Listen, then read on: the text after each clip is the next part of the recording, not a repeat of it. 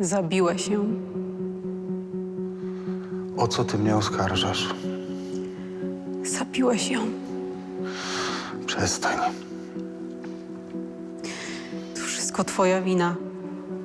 Mama nie mogła tego znieść i pękło jej serce. Była chora. Nienawidzę cię. Jeśli myślisz, że będę cię przepraszał, Nie potrzebuję twoich przeprosin. Nie chcę cię znać.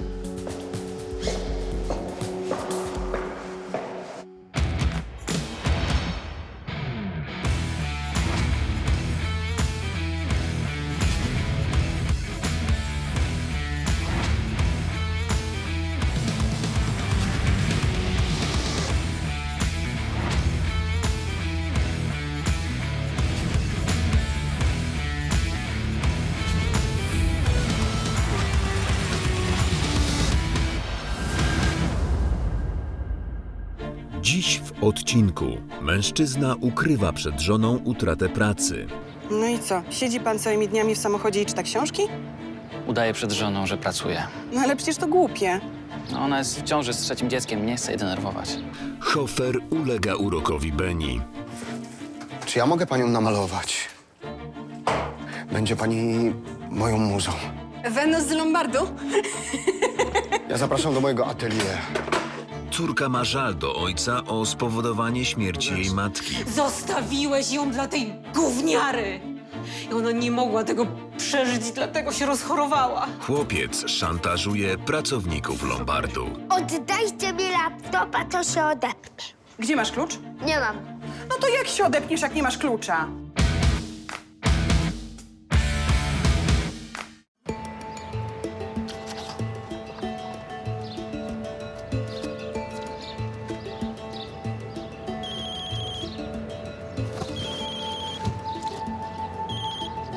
Tak, kochanie? No, wszystko dobrze, wszystko dobrze. Akurat trafiłaś na przerwę. Jestem na boisku, no. Cicho? Wiesz, bo akurat idę na boisko zobaczyć, czy uczniowie nie palą papierosów albo marihuany. O cholera, palą. Wiesz co, zadzwonię później. Zadzwonię później, no, to pa. Cześć.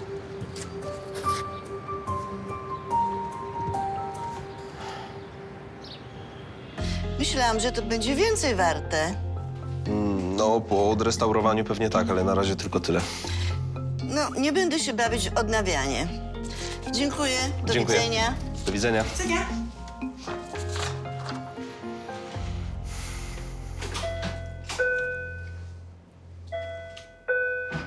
Chciałabym żyć w XVII wieku. Albo XVIII. Nosić takie długie suknie z dekoltem i być prawdziwą arystokratką. W XVII wieku byłabyś ideałem piękna za czasów Rubensa. O, uważaj, to jest zabytek. Z którego wieku? Z XIX. Ten przed Lombardem to też zabytek. Co? Auto. Stoi tu od kilku dni. Siedzi w nim taki przystojniak. Widziałeś? No, rzeczywiście. Z 3 dni tak koczuje i auto na noc zostawia. Ciekawe. Niby nie robi nic złego. Czyta. Ale jakoś tak dziwnie. Co on tutaj robi? Nie mam pojęcia. Pójdę go zapytam. Benia, to nie jest nasza sprawa. Ale jestem ciekawa. Może jest singlem. I co, pójdziesz na podryw? Oj, zaraz na podryw. Kawę mu zaniosę. Ucieszy się. Mi byś zrobiła kawę. Jeszcze czego? Benia była nie do zniesienia. Jak zobaczyła tylko kawałek spodni, to leciała jak ćma do ognia.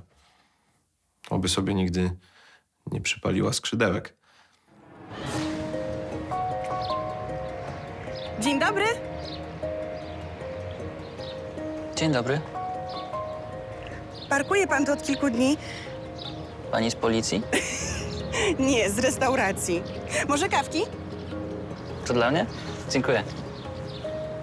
Pracuję tutaj w Lombardzie i tak się zastanawiam, co pan tu robi całymi dniami. Czytam. To kryminał? Proszę pani, to jest Dostojewski. Pisarz wszechczasów, a to jest Zbrodnia i kara. Traktat filozoficzny, który... Wiem, kto to jest Dostojewski. Przepraszam. Spoczenie zawodowe. No, jestem nauczycielem języka polskiego. To nie powinien pan być w szkole? Powinienem. Czyli co, wagary? Przymusowe. Nie rozumiem. Zwolnili mnie. Redukcja etatów. No i co, siedzi pan całymi dniami w samochodzie i czyta książki? Udaję przed żoną, że pracuję. Naprawdę? No ale przecież to głupie. No, ona jest w ciąży z 3. dzieckiem, nie chce jej denerwować. No to nie powinien pan szukać nowej pracy? Wysłałem CV na uniwerek i do innych szkół, ale odezwali się tylko z supermarketu.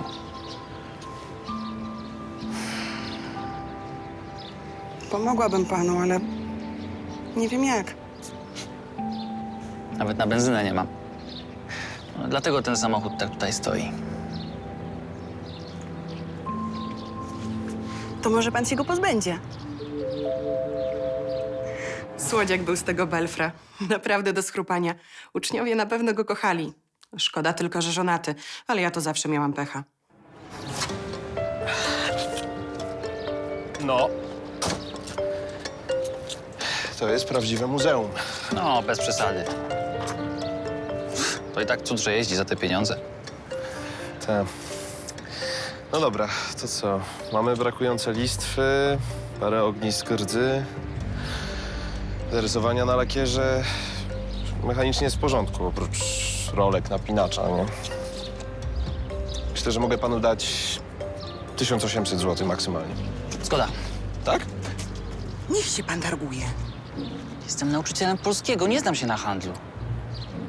Nie da się nic więcej. No da się, no, mogę panu dać 2000. Naprawdę? No tak, tak, że będzie uczciwie. Po prostu dałem zaniżoną cenę, bo myślałem, że będzie się pan targował. Mamy w Lombardzie takie techniki. Dziękuję. Naprawdę, bardzo panu dziękuję. Dziękuję. To co, zapraszam na drugą kawę do Lombardu. Zawsze może pan poczytać w środku. To wygodniej niż w samochodzie. Nie chcę robić kłopotów. I tak musimy podpisać umowę zestawu. No dobrze.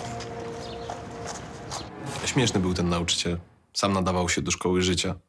Chociaż sam wiedziałem doskonale, jak to jest ciężko znaleźć pracę po studiach humanistycznych.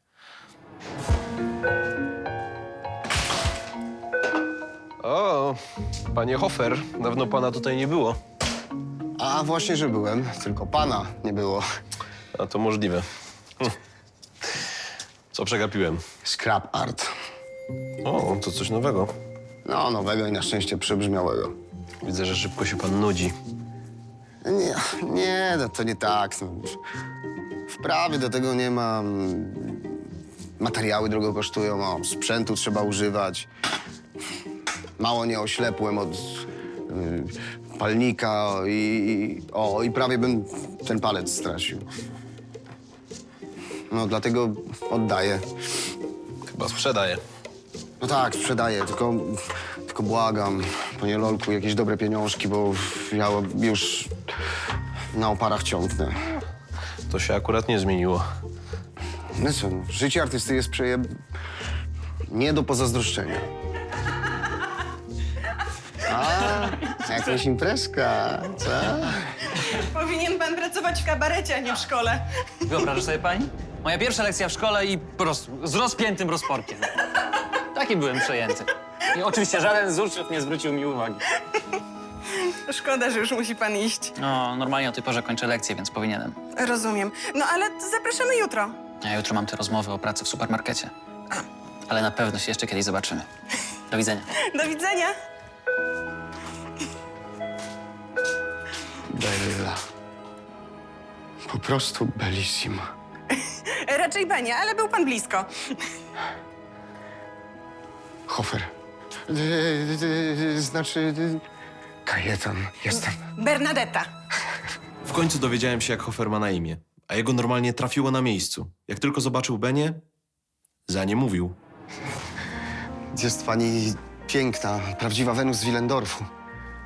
A, kojarzę tylko tą z Milo. Nie, no z Willendorfu jest jeszcze piękniejsza. Tak? Bo wie pan, ta z Milo to jakaś taka wybrakowana. Nie dość, że piękna, to jeszcze zna się na sztuce. Coś tam wiem. Zdałam maturę i studia niektóre. No ale to co? Jestem bardziej podobna do tej z Milo czy z Willendorfu? Z Willendorfu, absolutnie z Willendorfu.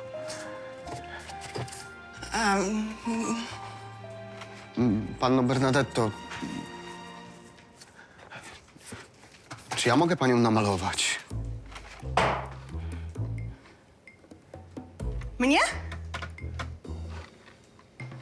Tak, Hofer jest malarzem. Artystą. Tak, zwłaszcza artystą.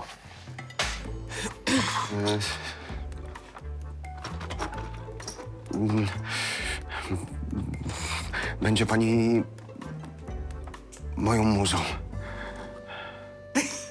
Wenus z Lombardu? Ja zapraszam do mojego atelier. Tam wkręca mnie pan. Taka uroda zasługuje na to, żeby ją uwiecznić na płótnie. Nie wkręcam panią. Absolutnie. No wie pan, nie wiem, musiałabym się zastanowić. Ale ja pani mogę zapłacić, jak profesjonalnej modelce. To nie chodzi o pieniądze, to po prostu, no nie wiem, czy ja się nadaje na taką modelkę, no. Ależ oczywiście. Oczywiście, że się pani nadaje. Nie wiedziałam, co o tym myśleć. Zakręcony był jakiś ten artysta. No i w sumie to nie w moim typie. Ale czy ja mogłam wybrzydzać? A ten malarz, szofer? Hofer? A tak, A czemu pytasz? tak, teoretycznie. No, jest okej, tylko Tylko co? szczęścia nie ma albo dobrego menadżera. No ale widziałeś jakiś jego obraz? No, widziałem. No i co? No, niezły. Dzień dobry. Dzień dobry. Chciałbym go sprzedać. Weźcie to w cholerę ode mnie. Jest paragon, wszystko, kompletny.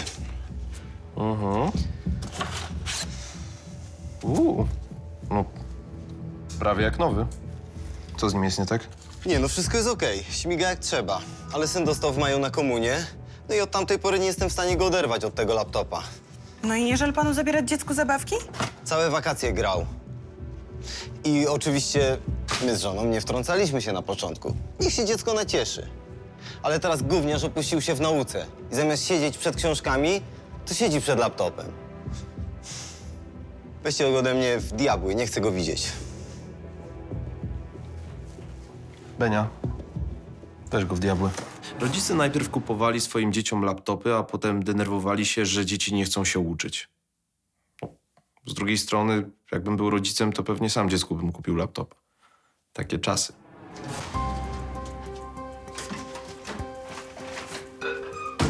Cześć, kochanie! Cześć! Cześć, dzieciaki! Cześć. Zrobiłem zakupy. No, a co z tą marihuaną? Jaką marihuaną? No tą, którą palili twoi uczniowie. A wtedy co gadaliśmy przez telefon? Okazało się, że to były papierosy. Ha, no to całe szczęście. No i tak niedobrze. Kochanie, Tak? zobacz. A skąd ty masz tyle pieniędzy? No jak to? Z pracy. Jak, nie wpłacili ci na konto, tylko dali gotówkę? A wiesz co, bo szkoła zmieniła bank i trzeba było aktualizować dane. Ja zapomniałem, no i dostałem gotówkę w tym miesiącu. No ale jak, to nie mieli twoich danych? Wiesz co, to przez to RODO. Coś mi tłumaczyli w sekretariacie, ale nic nie zrozumiałem. Kto chce lody? Ja. To jak ładnie zjecie zupkę, to będzie niespodzianka. Jak dostanę wypłatę, to zafunduję sobie jakiś super manikur. I może pójdę do fryzjera. Będzie nowa ja. A co? Przestałaś się sobie podobać? Ja się zawsze sobie podobam. Tylko wiesz, nigdy nie wiadomo, gdzie będzie ten królewicz z bajki. No, chyba właśnie przyszedł. Zdążyłem. Pani Bernadetto, Przemyślała pani moją propozycję? A żeby pozować panu do obrazu? To ja nie będę przeszkadzał. Powodzenia. No, powodzenia, powodzenia. Wszystko gotowe. Farby, sztalugi. Dama z lilią będzie. Pod pani wpływem chyba zmienię okres na różowy. Pan ma okres? To artystyczny, malarski, taki jak u Picassa. To znaczy, że namaluje mi pan głowę pod pachą i rękę na głowie. Nie śmiałbym tak deformować pani boskiego ciała. Chociaż kubizm to majstersztyk. Naprawdę chce mnie pan namalować? Będzie pani moją muzą. Stworzymy cykl obrazów. Może najpierw zacznijmy od jednego. A więc się pani zgadza? No to tędy, zapraszam. Stałam się natchnieniem artysty. Dawno nikt mnie tak nie adorował. W sumie to było przyjemne. A gdybym jeszcze miała temu Hoferowi przynieść sławę?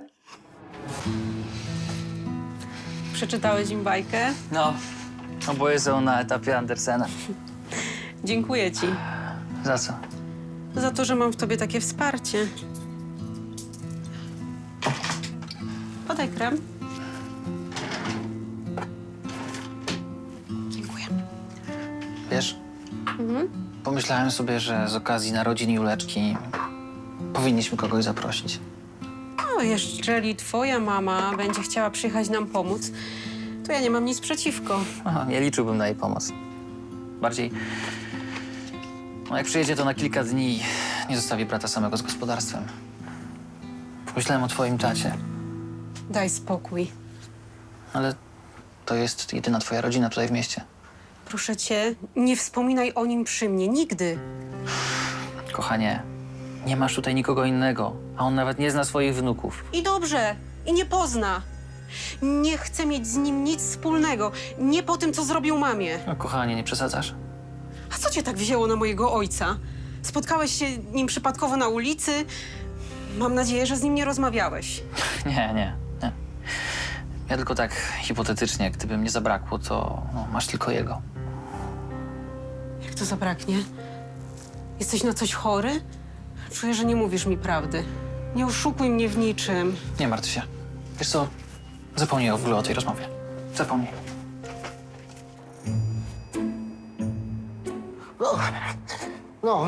Już jestem. Ładnie to u pana. Tylko mógłby ktoś posprzątać. Ja nie potrzebuję sprzątaczki. Potrzebuję muzy.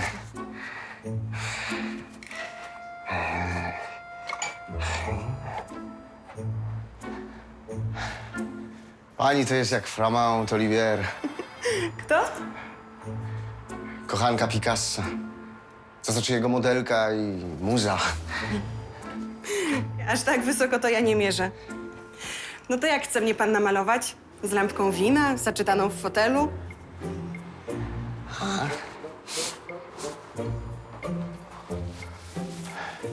Proszę. Z lilią nago. Nago? No, tylko pani boskie ciało i kwiat. O nie, to nie przejdzie. Tani podryw. Ale pani Bernadetto, pani ma w sobie tyle urzekającego, naturalnego... Do widzenia! Piękna, że... Ale niech pani poczeka, pani Bernadetto, no... Następnego dnia Bernadetta była wyraźnie nie w humorze. Karol chciał się koniecznie dowiedzieć, jak jej poszło z Hoferem. I co? Kiedy wernisaż? Jaki wernisaż? No w sensie, jak tam z obrazem? No chyba na jednej sesji to się nie skończy, co? Nic z tego nie wyszło. Jak to? Nie pozowałaś dla Hofera? Przesadził. Czemu? Chciał, żebym pozowała nago.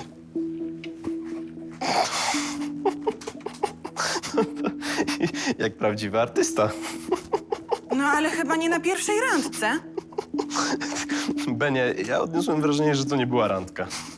Była nie była, ja się tak od razu przed obcym facetem rozbierać nie będę. No, Lolek, przecież ja go prawie nie znam. No to może powinniście się poznać. Może. Chcę mojego laptopa. Dzień dobry. Dzień dobry.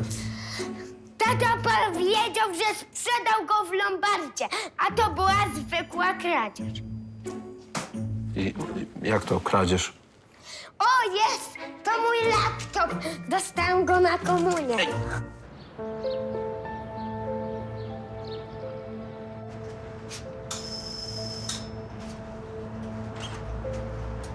Dzień dobry. Dzień dobry. Czy zastaliśmy profesora Kupała? Nie, męża nie ma w domu. A kiedy będzie można go zastać? No bo nas dzisiaj wcześniej zwolnili ze szkoły, no to tak pomyśleliśmy, że go odwiedzimy. Pewnie po lekcjach, jak zwykle. To pan profesor znalazł pracę? Poszedł do jakiegoś innego liceum? No my byśmy chętnie tam zdawali.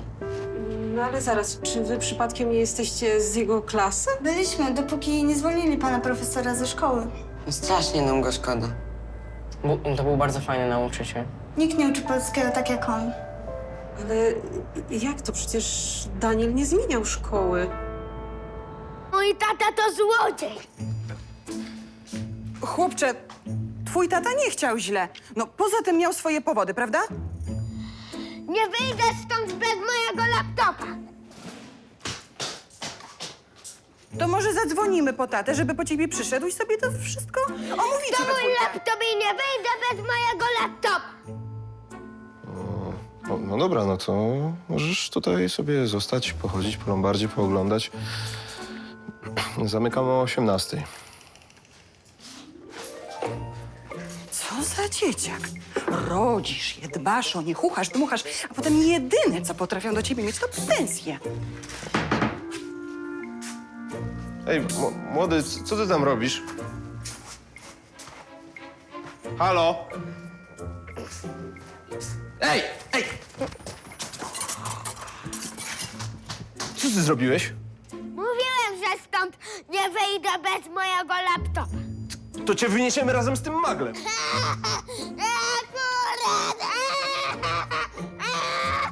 Byłem w szoku. Ciekawy, czy ten dzieciak w domu też robił, co chciał. I skąd on wziął kajdanki? Musieliśmy powiadomić jego rodziców.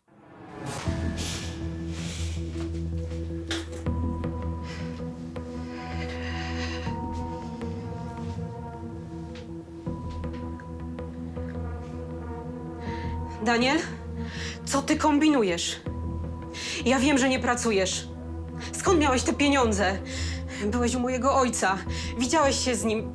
Proszę, odzwoń natychmiast.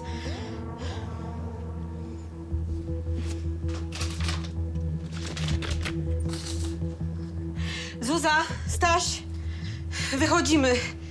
Mama musi coś załatwić. Słuchaj, to nie jest dobry pomysł, żeby tak wymuszać swoje zdanie na dorosłych. Tata na pewno nie będzie zadowolony.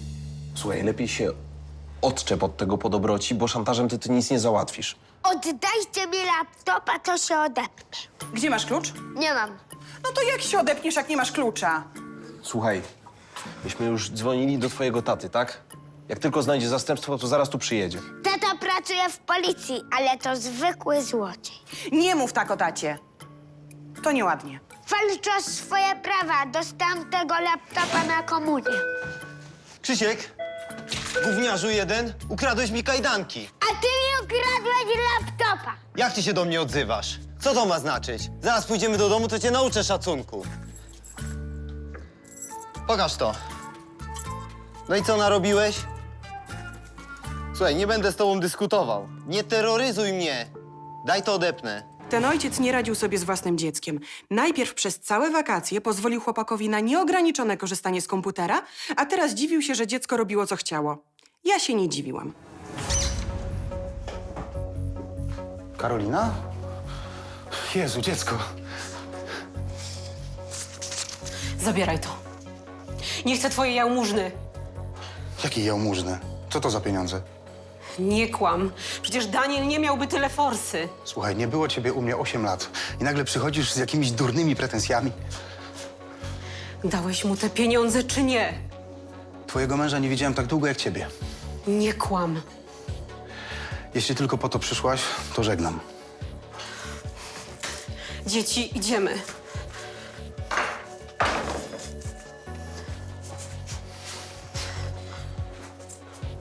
Zaczekaj. Porozmawiajmy, skoro jest okazja. Nie mamy o czym. Zabiłeś mamę i nigdy ci tego nie wybaczę. To jest niedorzeczne. Zostawiłeś ją dla tej gówniary.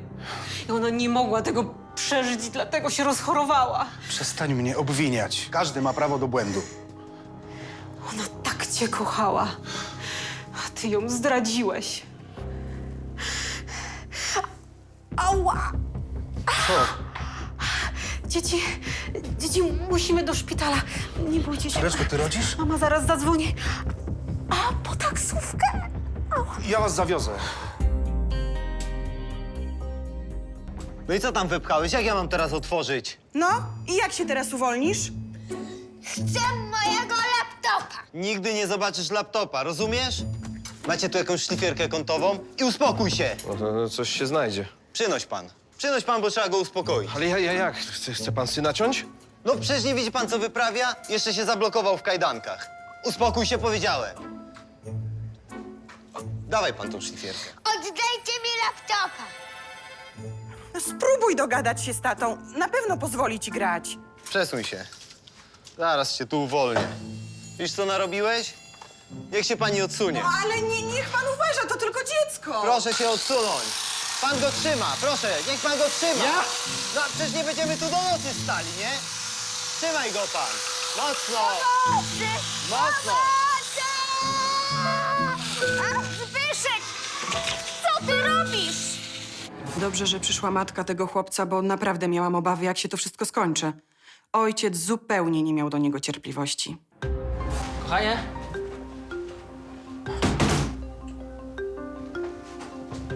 Kochanie, muszę ci coś powiedzieć.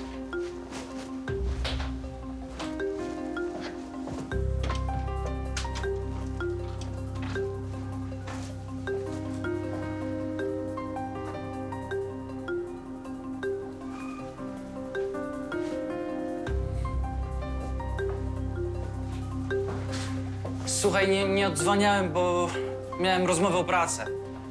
Później ci wszystko wytłumaczę, tylko daj znać, co się z wami dzieje. Gdzie wy jesteście? Ty nie wiesz, co on zrobił? Ukradł mi kajdanki, jak ja mam go teraz odpiąć? Przestań, przecież to tylko dziecko. Nie zrobię mu krzywdy. Może jednak spróbują się państwo jakoś dogadać ze swoim synem. Tak, bo już by się naprawdę przydało uwolnić to dziecko. Nie dam mu zrobić krzywdy. No przecież go nie zabiję. A z tobą to się policzy, jak wrócimy do domu. Ja chcę laptopa. Nie dostaniesz żadnego laptopa. A może zrobimy tak, mam taki pomysł, że pan podpisze umowę z synem, na jakich warunkach pan mu wykupi laptopa. Jasne, pan oszalał? Ja nie będę z nim negocjował. Ale to już pan nie będzie taki nieustępliwy. Z dzieckiem trzeba rozmawiać. Nie można tak wszystko na siłę. Zbyszek, proszę. No, tylko musisz już przestać bić tatę, okej? I też musisz dać coś od siebie. Zacząć się uczyć, poprawić stopnie. O, to jest doskonały pomysł. Już myślałem, że szykuje nam się w Lombardzie jakaś rzeźnia. Normalnie czułem się jak ten policyjny negocjator. Ale nie było żadnej gwarancji na pogodzenie tej rodzinki.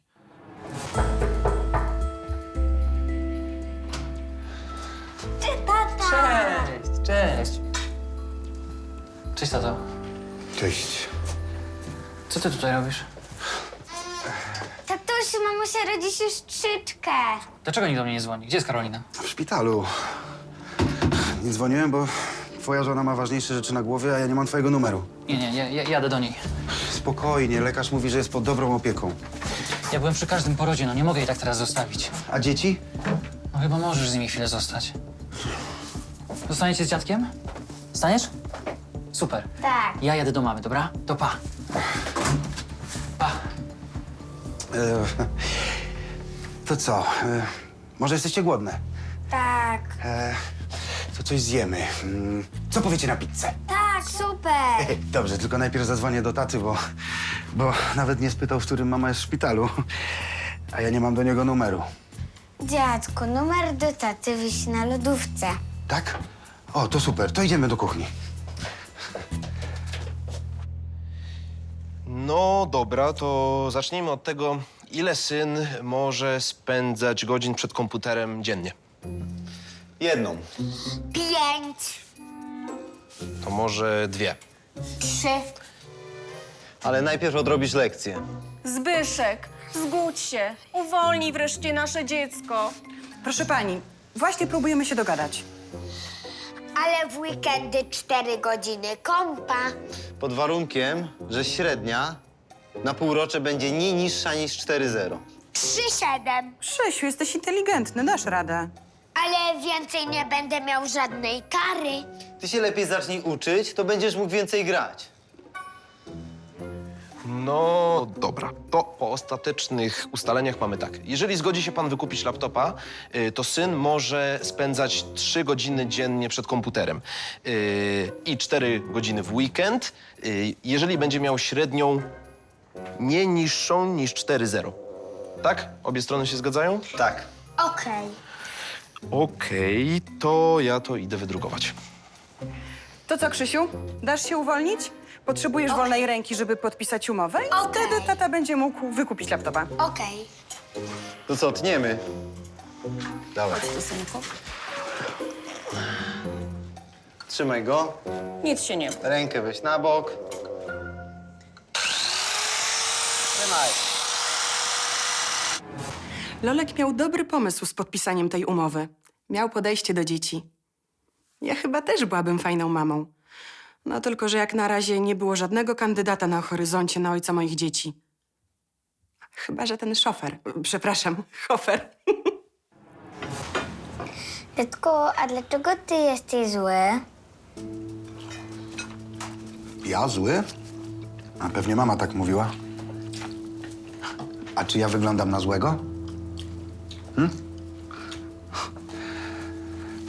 Po prostu czasami jak dzieci są już dorosłe, to mają inne zdanie od rodziców i może wtedy wydaje im się, że rodzice są źli. Rozumiecie? Jak dorośniecie, to zrozumiecie. A co będziemy robić, jak już zjemy pizzę? Nie wiem, może pobawimy się w chowanego? Tak, super. I ty, dziadku, pierwszy kryjesz. Oczywiście. I można się chować do szafy? Gdzie tylko chcecie. To super, bo mama nam się nie pozwala bawić chowanego w domu. To będzie nasza mała tajemnica, dobra? Tak? No. Ale zanim się zaczniemy bawić, to umyjemy ręce i buzię. No ale do dzieci to jednak trzeba mieć anielską cierpliwość. Moim zdaniem trzeba rozmawiać. Wtedy dziecko wszystko rozumie. Ale czasami świeżbi ręka, żeby dać klapsa. Nie wiem, może po prostu dzieci trzeba kochać, no i wtedy jest wszystko dobrze. Ty, ciekawe jak on mu przetnie tę bransoletkę od kajdanek, no bo tylko łańcuszek przeciął.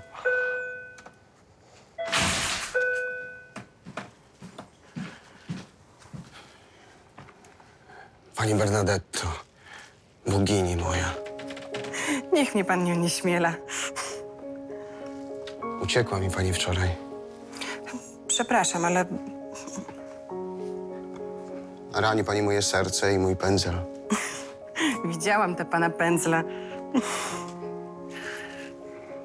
Przepraszam, jeżeli byłem zbyt śmiały, ale pani figura...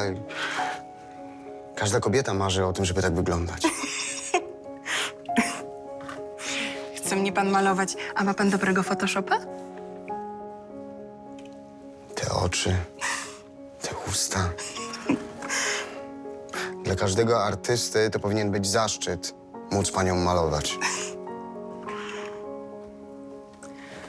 Ale ja się nie rozbieram. Ja namaluję pani duszę. A ciało? Ciało to będzie tylko wspaniały dodatek. Hofer naprawdę odleciał. Takiego podrywu to w życiu nie widziałem. Już sam nie wiedziałem, czy chodzi mu o malowanie, czy może o coś więcej.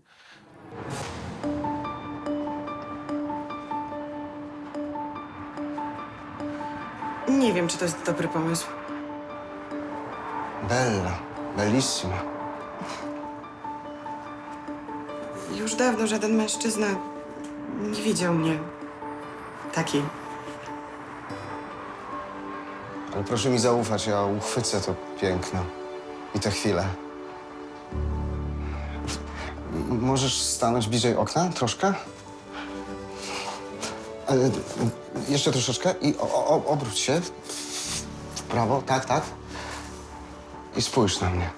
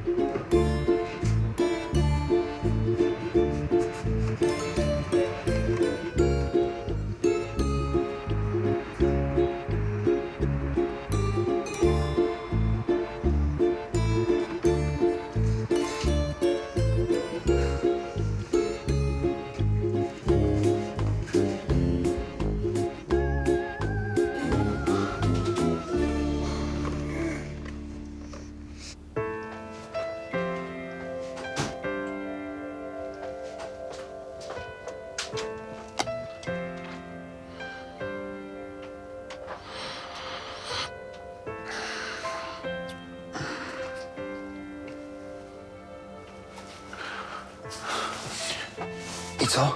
Urodziła się. Nasza Julcia. Chodź, nastawiłem kawę. Coś jesteś jakaś taka... Jaka? Jakby ci 10 kilo przybyło. No wiesz? W sensie 10 kilo szczęścia. Wybrnąłeś, dyplomata. Ale rzeczywiście mam dzisiaj bardzo dobry humor. To zasługa Hofera? Byłaś u niego. Może?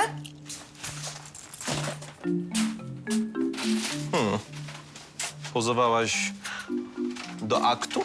Hofer to bardzo dobry malarz. Aha, czyli jednak. Poczułam się wyjątkowo. A było coś więcej? Za dużo chciałbyś wiedzieć. Ale... No, Beniula. Benia. Pewnie wyglądał na mnie jak gwizdek na lokomotywie, ale co tam? O, dziewczyno, ty to masz dystans do siebie. A mam jakieś wyjście? Poza tym było wspaniale. Tylko uważaj, nie zakochaj się. Hofer jest uroczy, ale mało zaradny życiowo. Wiem, wiem. Bardziej potrzebuję niańki niż muzy. Julka waży 3400. I dostała 9 punktów. Urodziła się o 1:00 nad ranem. Gratulacje. A jak to się w ogóle stało, że zawiozłeś Karolinę do szpitala? Nic ci nie mówiła? Szczerze mówiąc, bałem się zapytać. Karolina myślała, że wziąłeś ode mnie jakieś pieniądze na życie. Ja? A nie masz pracy. No, ale szukam. Nie mówiłem nic Karolinie, żeby jej nie denerwować. Przez tę ciążę. Może źle to rozegrałem, ale chciałem dobrze. Ja też nie chciałem źle. Ale wyszło jak wyszło. Wiem, że dużo w tym mojej winy, ale... Dlaczego ona mnie tak nienawidzi? Przez śmierć mamy. Przecież to nie ja jestem odpowiedzialny za jej śmierć. Odszedłem od niej, to prawda. To było złe i głupie. Wiem to po latach. Ale nie dlatego dostała raka. To był zbieg okoliczności. Próbowałem jej to tłumaczyć, ale do Karoliny nic nie dociera. Żadne argumenty. To co z tą pracą? Myślałem, żeby wyjechać za granicę. Za miesiąc, jak Julka podrośnie. I gdzie będziesz pracował? Na zmywaku? Żadna praca nie hańbi. Przecież ty się do tego nie nadajesz. Poza tym zostawisz samą Karolinę z 3 dzieci? No a co mam robić? Tu mi wszędzie proponują grosze. Chodź do mnie. Do stolarni? Ja się na tym nie znam. Wprowadzę cię w biznes. Zresztą, komu ja to wszystko kiedyś zostawię? No nie wiem. A co na to Karolina? Porozmawiaj z nią. Przekonaj. Przynajmniej będziecie mieli z czego żyć. Co ja będę robił w stolarni? Żadna praca nie hańbi. Do widzenia. To skandal! Co się stało? To ma być ta cała Wenus z Willendorfu? A co, nie podoba ci się? I Hofer tak mnie widzi? Benia, nie obrażaj się, no. To jest ikona piękności z paleolitu. Jak on mnie taką widzi? Beńka, słuchaj, no. Kiedyś kobiety twojej urody miały wielkie powodzenie. Każda chciała tak wyglądać, no. Ta figurka to jest prawdopodobnie ikona płodności. No nie, o płodzeniu to już w ogóle nie ma mowy. Najdroższe, znowu mi uciekłaś. Bo chrapałeś i spać nie mogłam. Bądź moja na dobre i na złe. To mają być oświadczyny? Ja po ostatniej nocy zrozumiałem, że ja nie umiem bez ciebie żyć. A gdzie pierścionek? Nie jestem drobiazgowy. Najważniejsze, żebyś powiedziała tak. Ale ja jestem. Bez pierścionka nie ma mowy. Ranisz moje serce. Musisz odpokutować za tą Wenus z Willendorfu. Widziałam w necie. No i co, nie podobała ci się? A w ogóle to nie bądź taki w gorącej wodzie kąpany. Musisz się lepiej postarać. Ale... Beniula, no co tylko sobie życzysz, czego pragniesz? Beniulka! Po 3 dniach Daniel przywiózł Karolinę i nowonarodzoną córeczkę ze szpitala. Tylko cichutko, żebyście nie obudzili Julci.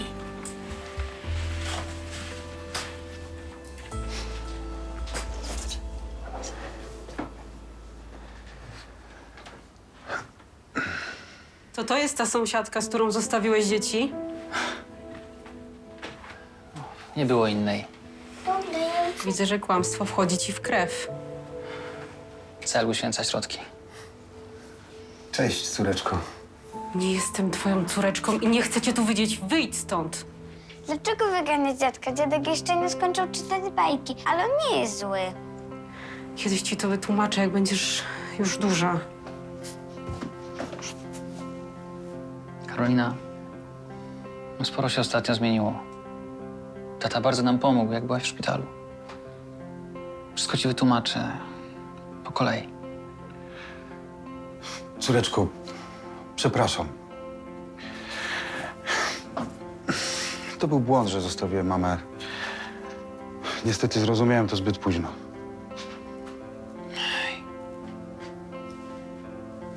Tak nie możemy dalej żyć, no. Dzieci potrzebują dziadka, a on potrzebuje rodziny. To jest najlepszy moment. A twojej mamie to i tak już nie wróci życia.